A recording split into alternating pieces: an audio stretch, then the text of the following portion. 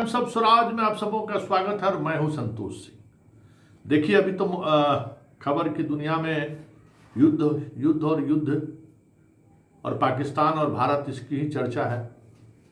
फिर भी हम कोशिश करते हैं कि शिक्षा को लेकर कोई खबर अगर आए तो वो खबर रात होते होते हुए हम आप तक पहुंचा दें।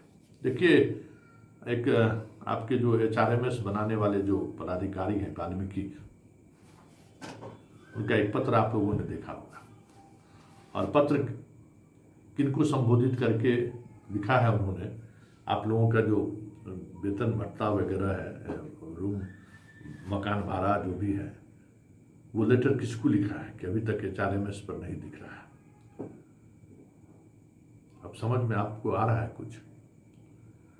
आप शिक्षा विभाग के कर्मी जरूर हैं, लेकिन आपका सारा कुछ तय बिहार सरकार करती है। और सिद्धार्थ सिर्फ शिक्षा विभाग का प्रमुख सचिव नहीं है, वो CM के भी प्रधान सचिव है। फिर भी उनके पत्र को किस तरीके से तवज्जो दिया जा रहा है, आप समझ सकते हैं कि इनको पत्र लिखना पड़ा। कारण क्या है, कभी उस पर गौर करिएगा। और इसलिए हम बार बार कहते थे, तो हमारी बात आपको नागवार गुजरता था कि संतोष जी तो बेवजह चीज़ों को उलझाते रहते हैं। देखिए, उलझाने का सवाल नहीं है। शिक्षा विभाग बिहार सरकार के 40 विभाग में एक विभाग है, लेकिन 40 विभाग कुछ एक थंब रूल है सरकार का, उस रूल के तहत ही चलेगा। कभी आपने सोचा कि आपका प्रोबेशन पीरियड 2 वर्ष क्यों रखा गया? कभी आपने सोचा?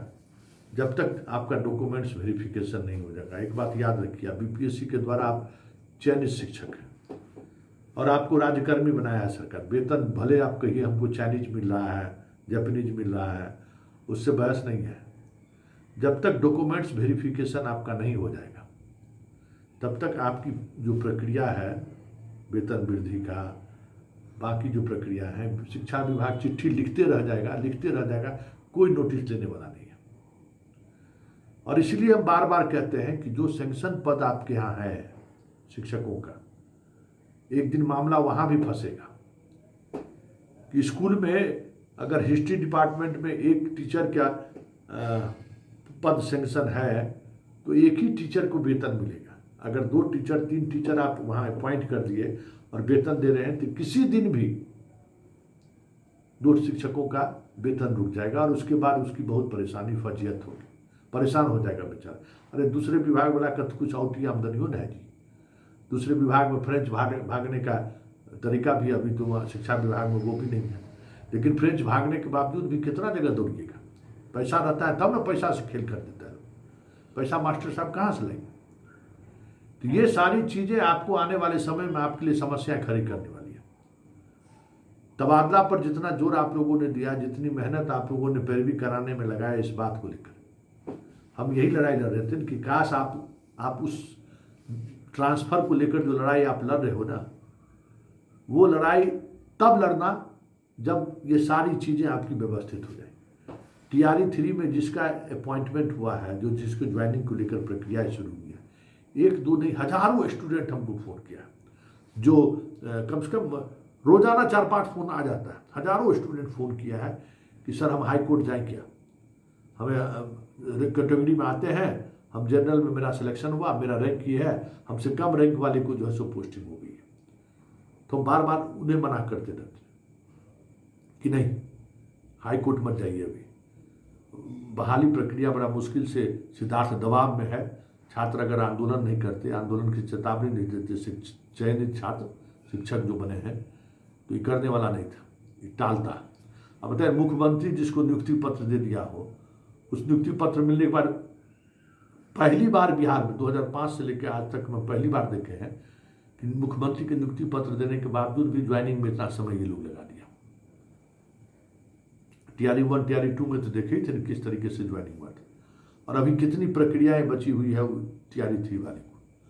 तो कोर्ट जाने से हम इसलिए रोक दिए थे कि इससे आपकी जो पोस्टिंग है ना, पोस्टिंग गड़बड़ा जाएगा, पोस्टिंग नहीं होगा। सरकार ये चाहती भी है। उसी तरीके से सरकार की नीयत जो है TRE 1 और TRE 2 को लेकर भी सही नहीं है।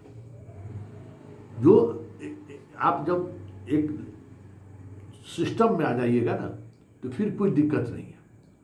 अभी तक आप सिस्टम में नहीं आए, मतलब सरकार का जो सिस्टम है ना उस सिस्टम में आप नहीं आए। जो आप वेतन निर्धारित किया गया, जिस वेतन पर आप ज्वाइन किए, आज भी वही है। HRMS बढ़ाने की बात हो, हाउसिंग रेंट बढ़ाने की बात हो, मेडिकल फैसिलिटी की बात हो, देख लीजिए किस तरीके से परेशानियां का सामना करना पड़ता है। सिद्धार्थ के कह देने से थोड़ी हो जाएगा कि भाई हम जो भी आपको तंग करेगा आप ई शिक्षा पोर्टल पर अपनी ग्रीवांस रखिए, हम उसका समाधान कर देंगे। उससे क्या होने वाला है? ये जो नीतीश कुमार जो है हर जगह बनाया सेवा का अधिकार कानून, ठीक है ना, वहाँ ऑनलाइन पोर्टल पर सारी समस्याओं को आप लिख कर दीजिए। एक समय निर्धारित है कि इस समय के अंदर जो है सो आपको पूरा कर देना है। दाखिल खारिज में भी क्या है, जमीन के दाखिल खारिज में सब चीज़ तो ऑनलाइन है, लेकिन कुछ भी ऑनलाइन के अनुसार कुछ भी लोगों को किसी को भी कोई सुविधा मिल रहा है क्या? बिना पैसा दिए हुए दाखिल खारिज हो जा रहा है क्या? है यहाँ जितने लोग ऑनलाइन हैं क्या परेशानी है? तो ऑनलाइन अगर समस्या का समाधान होने लगे तब तो बहुत बड़ी बात है, लेकिन आज तक कभी समस्या का समाधान हुआ है? नहीं हुआ है। तो आज जो चिट्ठी वाल्मीकि बाबू जो जारी किए हैं, इस चिट्ठी का मतलब आप समझ लीजिए कि लोग तमाम कोशिशों के बावजूद भी जो है ये कुछ नहीं कर पाए। एक और बात गौर करिएगा, चिट्ठी की प्रतिलिपि मंत्री को भेजा गया है। आप समझ लीजिए कि सिद्धार्थ जी के ऊपर से बाहर चली गई। सिद्धार्थ जी कहेंगे कि मंत्री के माध्यम से भेजिए, कुछ चीज़ें आगे बढ़े, और सिद्धार्थ के नियंत्रण से बाहर की चीज़ है। अरे भाई, बिहार विकास मिशन हो या चाहे ये जो मिशन है आपसे ऊपर थोड़ी है, तुरंत कहिएगा, लेकिन वहाँ सवाल खड़ा होगा ना, जिन सवाल का जवाब इनके पास नहीं है। प्रोबेशन पीरियड में जो ट्रांसफ़र के लिए जो व्याकुल है, लोग हमको कहता है कि 35,000 वाला किए तो क्या हुआ, तो 35,000 वाला को देख लीजिए ना क्या दशा है, देख लीजिए क्या स्थिति उनको है, कौन वेतन ले रहा है और क्या क्या स्थिति पापड़ बेलना पड़ा है। और ट्रेजरी के माध्यम से या जिस माध्यम से आज पेमेंट हो रहा है आप लोगों का, उस तरह का पेमेंट उन लोगों का हो रहा था, और वो भी कुछ महिलाओं को हुआ, बाकी सब तो अभी रोइए रहा है। कुछ महिला का उस समय में हो गया, हल्ला हंगामा हुआ तो हो गया, बाकी किसी का तो नहीं हुआ। तो ये जो आप लड़ाई लड़ रहे हैं, अभी भी हम कहेंगे UPSC शिक्षकगण, आप बाकी जो आपको सरकार की तरफ से जो चीज़ें मिलनी चाहिए पहले वो सुनिश्चित कर लीजिए, क्योंकि एक बार पटरी पर आ जाएगा ना तब तो फिर स्वाभाविक तौर पर हर वर्ष या 2 वर्ष 3 वर्ष पर जैसे भी आपको मिलता है वो मिलता रहेगा। मान लीजिए इस वर्ष में नहीं मिला फिक्सेशन में, तो अगला वर्ष मिलेगा तो पिछले वर्ष को मिलाकर मिलेगा, लेकिन एक बार पटरी पर चीज़ें आ जानी चाहिए। इस बात को आप समझिए। ये जो जनाब का पत्र है विभाग के उस सच का सरोकार है कि बहुत सारी चीज़ें विभाग के हाथ में नहीं है। विभाग के इतर भी बहुत बड़ी चीज़ें हैं जिनके बगैर आप कुछ नहीं कर पा सकते।